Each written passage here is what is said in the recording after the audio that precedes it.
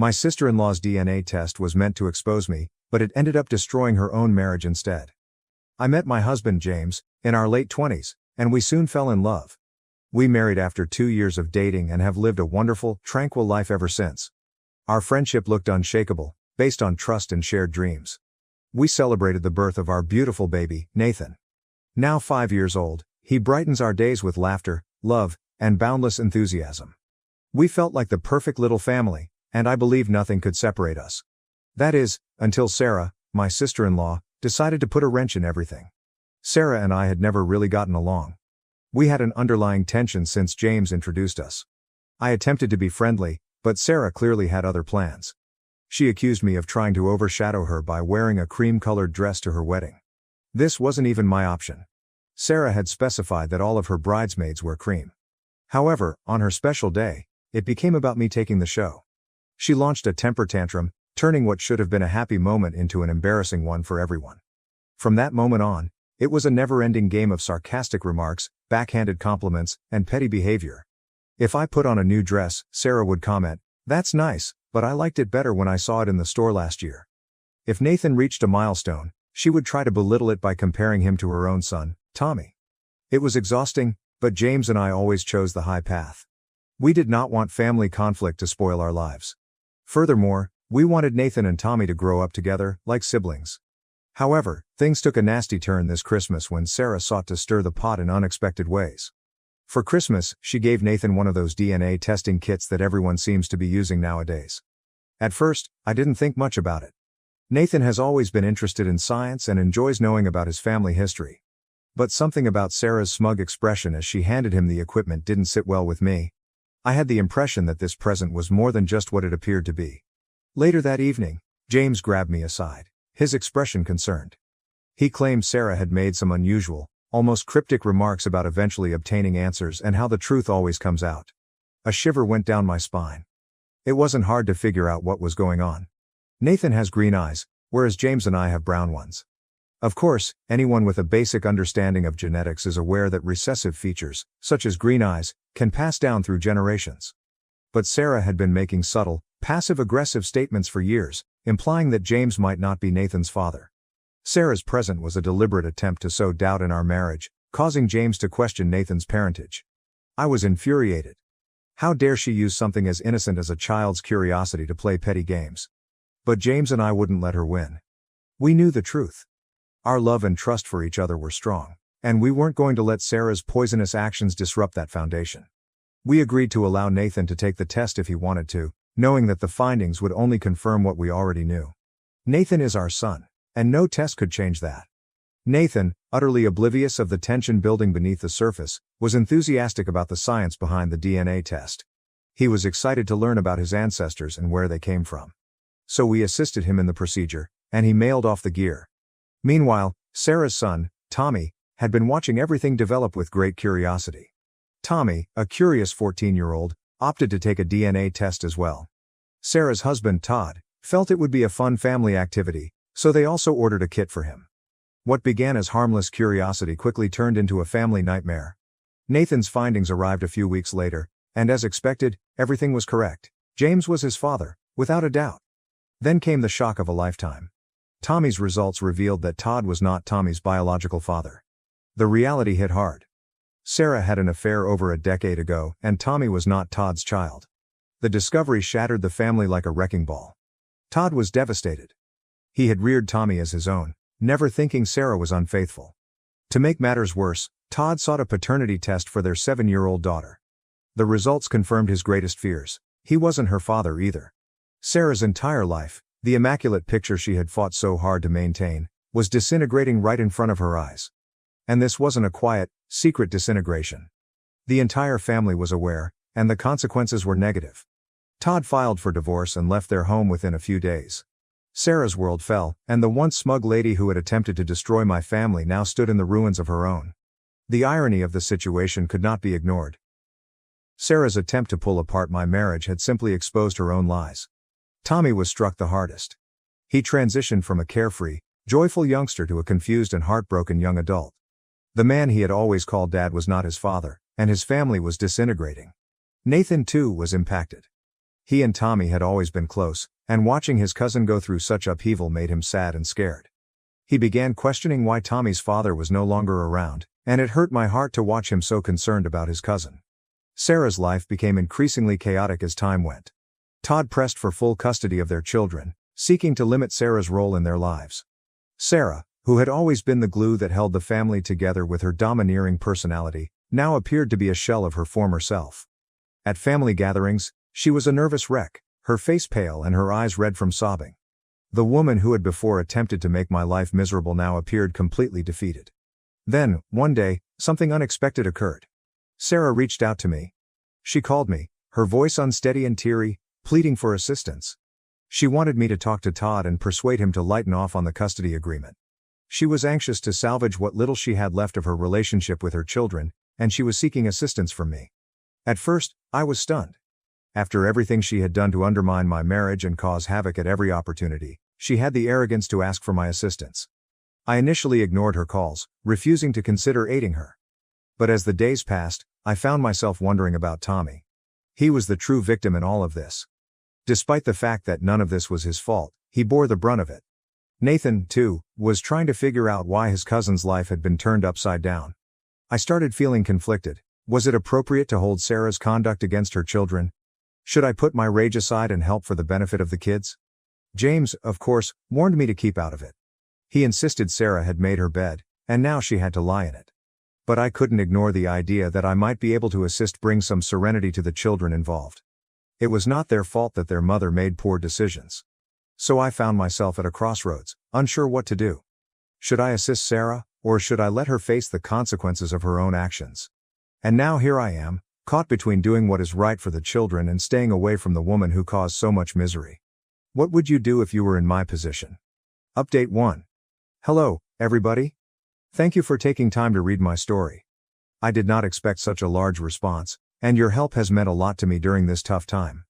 It's been really difficult to navigate the emotional roller coaster I'm now experiencing, but knowing that there are others out there who understand and care has been quite beneficial. I wanted to provide an update on what has occurred since my previous post, and I hope it puts some light on the complex situation we are dealing with.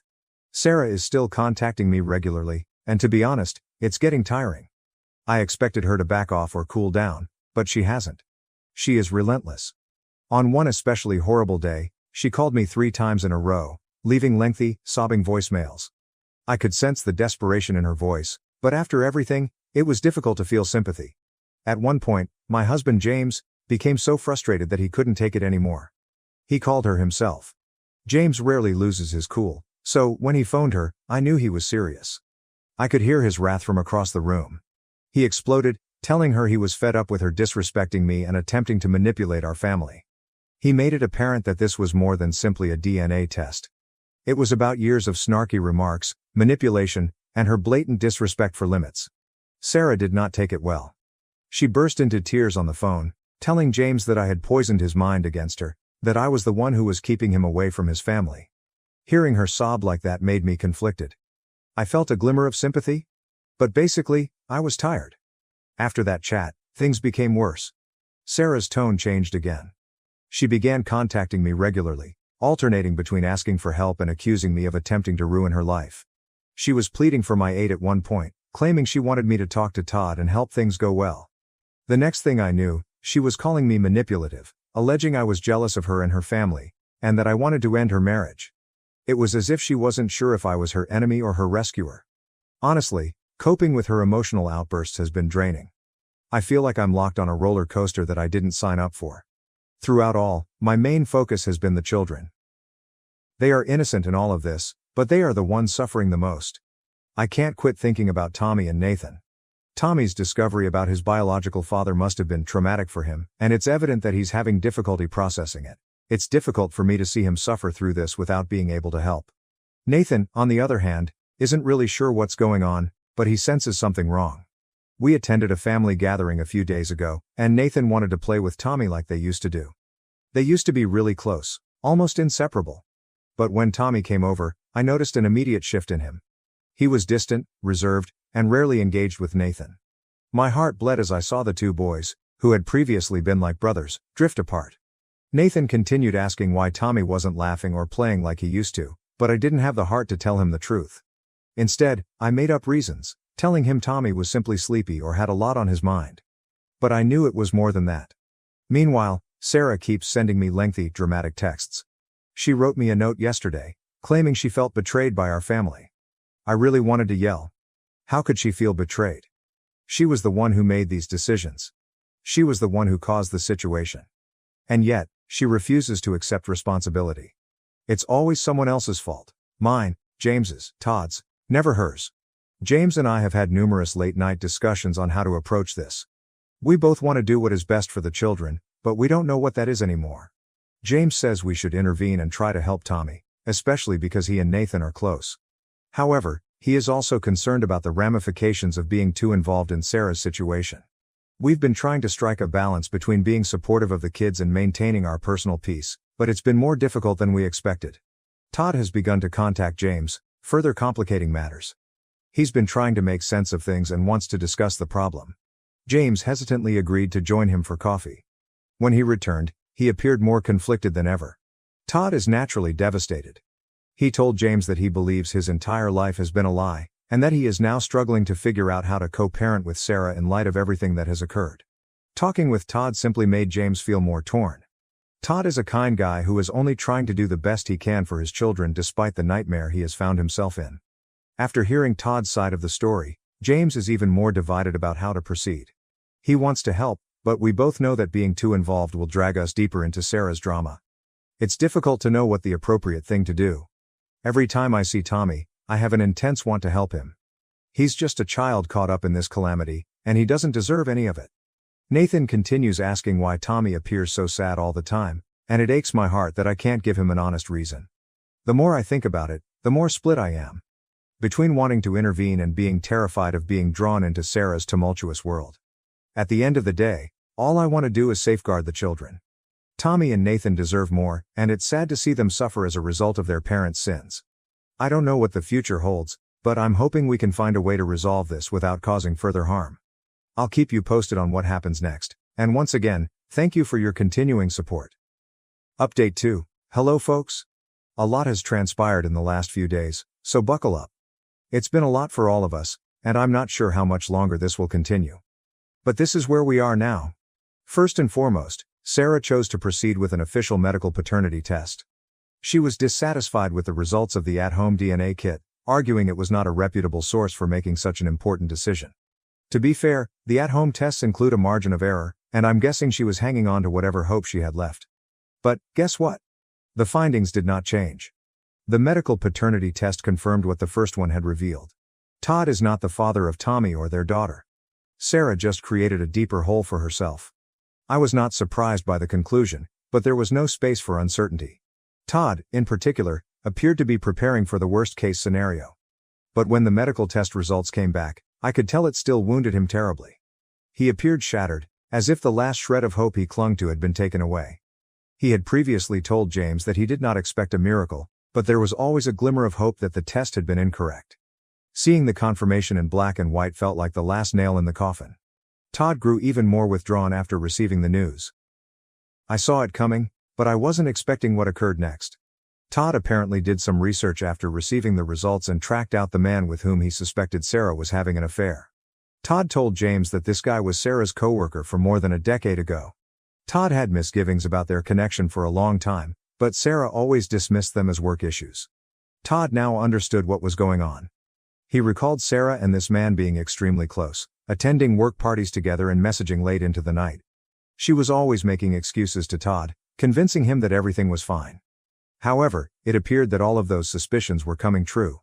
Todd decided to confront the person.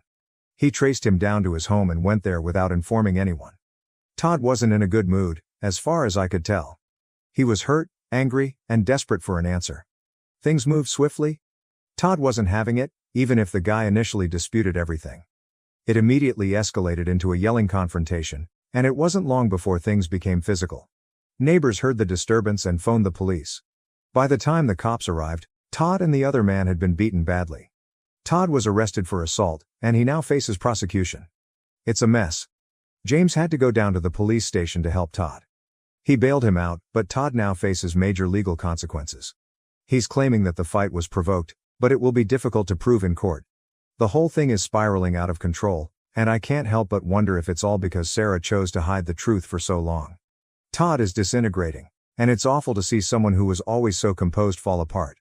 Meanwhile, Sarah has been scrambling to contain the damage, but it's much too late. Todd has now filed for full custody of the children, citing the affair, paternity testing, and fight as proof that Sarah is an unsuitable mother. Sarah is in a panic. She's trying to persuade everyone that Todd is the problem, labeling him a psychomaniac and citing the fight as proof that he's unstable and dangerous. She's frightened that Todd will take the kids away from her, so she's lashing out at everybody who disagrees with her. The tension between Sarah and Todd is growing by the day.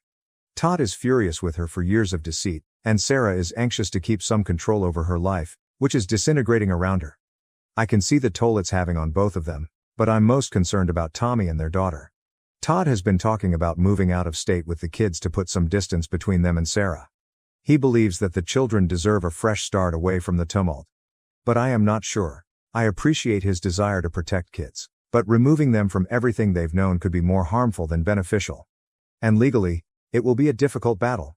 Sarah, as always, is in complete meltdown mode. She's been contacting me constantly, alternating between pleading for my assistance and accusing me of turning James against her. Dealing with her mood swings is extremely demanding. One minute, she's pleading for help, claiming she's been wronged.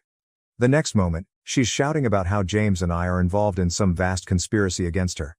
I wish I didn't feel sympathy for her, but a part of me does. She is certainly spinning.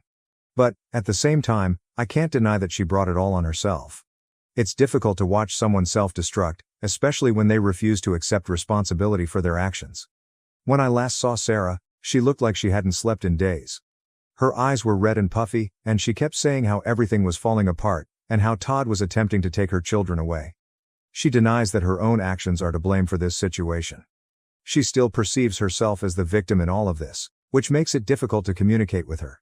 She's attempting to transfer all of the blame to Todd, but anyone who has been paying attention can see that the situation is far more complicated than that. At this point, I don't believe we have any choice except to get engaged. We are already knee-deep in this mess, whether we like it or not. James believes we should help Todd deal with the legal troubles he is experiencing, especially since Todd appears to be the more stable father in this situation. But I'm concerned about how this is affecting the children. They're caught in the middle of a conflict they didn't ask for, and I'm frightened that they'll be the ones who suffer the most in the end. Tommy, especially, appears to be struggling. He's always been a sensitive child, but I've observed a shift in him since all of this began. He's quieter, more withdrawn, and clearly perplexed about what's going on. I can't imagine how it must feel to learn that the man you've always called dad isn't your own father. Nathan has asked me several times why Tommy doesn't want to play as much anymore, and each time it crushes my heart. I'm not sure how to explain it to him in a way that he will understand. The situation is spiraling out of control, and I have no idea how it will end. Every time I think it can't be any worse, something new happens, dragging us all deeper into the insanity. We're simply trying to take things one day at a time and hope for the best. But it's difficult to be hopeful when the future appears so uncertain. I'll keep you all posted as things go, but for the time being, we're simply holding on and hoping for a resolution that won't absolutely destroy these kids' lives. Update 3. Hello, everyone. It is time for the final update. A lot has transpired since my last post, and I believe things are finally starting to settle. We're not totally out of the woods yet, despite the roller coaster ride we've had. But it appears that the worst is behind us. I've been contemplating everything, and I wanted to express how things have progressed. First, let us discuss Todd and the man Sarah had an affair with. You're all aware that Todd was detained after the confrontation became physical. What I didn't mention earlier is that the issue worsened even further. Initially, we believed Todd would face substantial charges for the incident. However, in an unexpected change of events, the guy chose not to press charges. Todd told us that this man wants to disassociate himself from the whole affair. He was probably aware that his engagement may make matters worse for him, both personally and professionally. While he admitted to the affair when the police arrived, he has now severed relations with both Todd and Sarah. In some ways, that chapter of the story has come to an end, and to be honest, I believe it is for the better.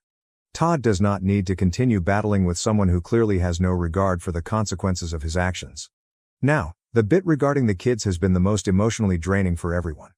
Todd had initially applied for full custody of Tommy and his younger sister, which understandably caused Sarah to panic. Todd, however, had a breakthrough following some difficult meetings with his lawyer and some profound thought. He recognized that no matter what the paternity test showed, Tommy and his sister were still his children. He has been their father since birth, nurturing, loving, and guiding them. That relationship cannot be severed with a DNA test. Todd informed James and me that he is no longer fighting for custody out of anger or vengeance. Instead, he is doing it to protect the children from the upheaval Sarah has caused. He is desperate to protect them from the consequences of her conduct, and he has been absolutely amazing throughout. It's evident how much he adores those children, and that has been his primary emphasis in everything. He has made it a point to remind them that whatever happens between him and Sarah, they will always be his children. He loves them unconditionally and isn't going away. Todd's handling of the chat with the children was exceptional. He sat them down and described the problem in an age-appropriate manner, not giving them too much information, but just enough to understand why things were changing. He told them that they had done nothing wrong and that this was not their fault. Tommy, in particular, has struggled to digest everything. I believe Todd's assurance that he is still Tommy's father, no matter what, helped to alleviate some of his bewilderment and anguish. Tommy is still struggling, but he isn't as lost as previously. Sarah, on the other hand, has been an absolute wreck. She's still in full panic mode, urgently attempting to save her relationship with the children. But she's not doing it the right way. Instead of focusing on their emotional needs, she has been preoccupied with her own issues, such as managing her public image and cleaning up the mess she caused. Meanwhile, Todd has been attending their school events, driving them to doctor's appointments, and ensuring their well-being. It's terrible to see, but Sarah seems more concerned with how things appear on the outside than what's going on inside her family. The custody battle is still underway, but Todd has shifted his strategy. He is now advocating for shared custody rather than full custody, recognizing that the children still need their mother in their life, despite everything. Todd is attempting to be the bigger person here, acknowledging that, as damaging as Sarah's actions have been, the children should not lose their relationship with her entirely. Nonetheless, Todd continues to advocate for primary custody because he has been the more stable father throughout. He wants to provide the children a sense of stability and normalcy, which they have been missing for a long time. Based on what we've heard, the court appears to be siding with Todd.